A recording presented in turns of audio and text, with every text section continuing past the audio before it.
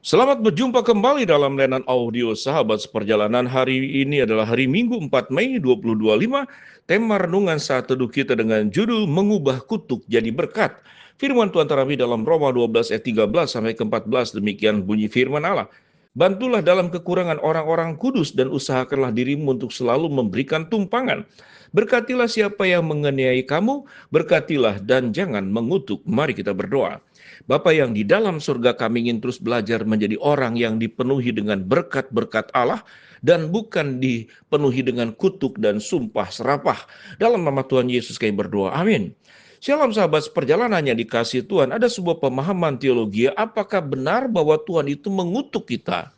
Kata kutuk seringkali dianggap sebagai sebuah tindakan hukuman yang tidak bisa diubah lagi. Kutuk dalam pemahaman Alkitab siogianya adalah disiplin dari Allah yang tujuannya bukan untuk menghabisi manusia, yang tujuannya bukan untuk menghancurkan manusia, tapi untuk mengingatkan manusia agar hidup kembali ke dalam jalan benar. Tetapi tatkala kemudian manusia tidak mentaati apa yang Tuhan perintahkan, dia tetap mengambil jalannya, maka kutuk siogianya bukan berasal dari Allah, tetapi dirinya sendiri yang masuk ke dalam kutukan itu sendiri.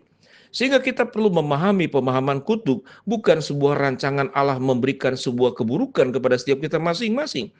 Di dalam setiap pelanggaran manusia, maka Allah seringkali mengedepankan yang paling utama dan prioritas adalah mengasihi, memberi kesempatan kepada manusia untuk bertobat, memberi kesempatan kepada manusia untuk berbalik dari jalan yang salah kemudian masuk ke dalam jalan Allah yang sudah disediakan. Sehingga kalau kutuk di dalam pemahaman mendisiplin, mengingatkan agar manusia tidak jauh dari Tuhan. Kita tahu ada sebuah contoh sederhana, ada seseorang yang kemudian melewati gedung tinggi, lalu kemudian di atasnya itu ada barang yang akan jatuh. Kalau dia tidak segera menjauh, dia akan tertimpa oleh barang itu. Lalu kemudian tiba-tiba ada orang yang mengingatkan dia, lalu kemudian mendorong dia seakan-akan itu adalah tindakan buruk.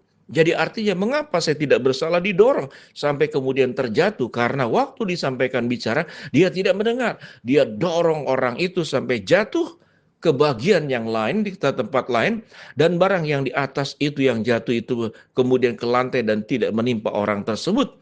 Bagaimana kita bisa melihat bahwa tindakan pengalaman kita didorong oleh orang lain sebagai sebuah kebaikan? Kalau kita hanya melihat apa yang terjadi di depan mata kita, kita tidak pernah akan memahami mengapa Tuhan izinkan aku didorong oleh orang lain. Tetapi suatu kita melihat secara menyeluruh, karena Allah itu melihat segala sesuatu seringkali berbeda dengan sudut pandang mata kita melihat. Kita hanya melihat kepada satu bagian tertentu dalam hidup ini. Sementara Allah melihat seluruh kebaikan yang terjadi, yang akan terjadi dalam hidup kita.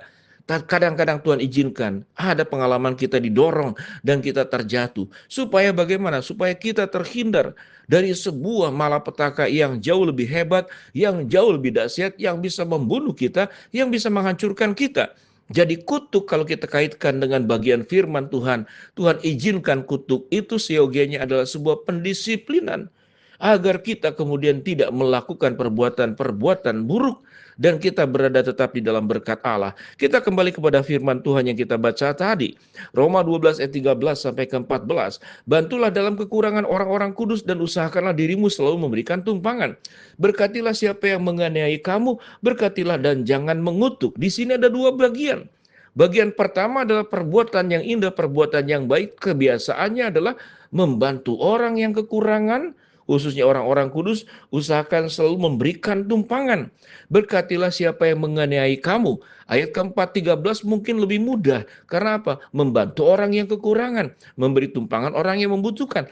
Tapi ayat ke-14 bukan perkara mudah. Bagaimana kita memberkati orang yang menganiaya kita? Bagaimana kita memberkati orang yang mengutuk kita? Dan jangan mengutuk orang yang menganiaya, itu kita kutuk. Tapi ada juga orang yang mengutuk kita tanpa alasan yang jelas. Sahabat seperjalanan yang dikasihi Tuhan, bagaimana mengubah kutuk menjadi berkat? Sewaktu Tuhan izinkan yang pertama, pengalaman buruk terjadi kepada kita, jangan mengutuk keadaan yang ada, jangan mengutuk mungkin orang yang diizinkan oleh Allah untuk mendidik kita, maka berhentilah mengutuk. Kita harus tahu bahwa di dalam setiap peristiwa buruk terjadi, kita dianiaya, ya kita didorong, kita jatuh, kita mengalami malapetaka yang buruk, tidak perlu mengutuk. Mengapa? Karena itu dalam izin Tuhan, Tuhan sedang menghindarkan kita dari sebuah peristiwa yang jauh lebih buruk kalau Tuhan tidak izinkan masalah itu terjadi kepada kita. Bukankah banyak orang yang hidup terlalu lancar kemudian melupakan Tuhan sampai jatuh di dalam dosa, mungkin narkoba atau perbuatan-perbuatan jahat lainnya.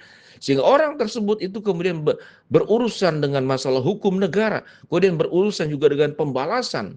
Orang-orang yang melakukan keburukan seringkali menimbulkan orang-orang yang tersakiti, mungkin anggota keluarganya, melakukan pembalasan kepada kita. Ingatlah, Tuhan tidak pernah merancangkan perkara-perkara buruk, apalagi membiarkan kita mengalami kutukan dengan kutukan dari pihak lain, atau kemudian kita melakukan juga mengutuk orang lain yang berbuat buruk kepada kita.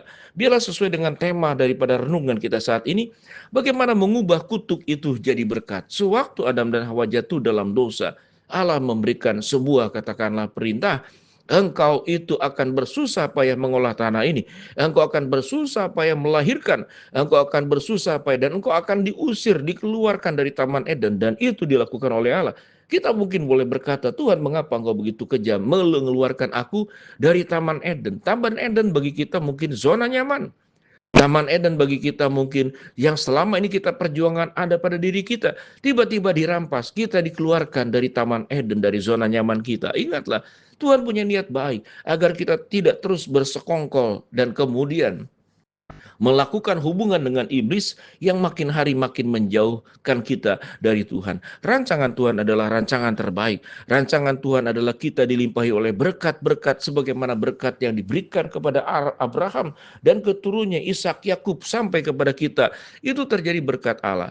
Sahabat seperjalanan, berkat yang Tuhan berikan kepada kita tidak semata-mata finansial, tidak semata-mata kesehatan, tidak semata-mata kelancaran, tapi berkat yang Tuhan berikan kepada kita yaitu terhindar daripada sebuah kehidupan, yaitu ancaman maut terpisah dari Allah, masuk ke dalam sebuah perapian yang menyala-nyala, dan kita akan mengalami sebuah penderitaan yang panjang di sana. Biar kita tidak terlalu terus mencurigai Allah, apalagi menyalahkan Allah. Tuhan mengapa begini dan mengapa begitu?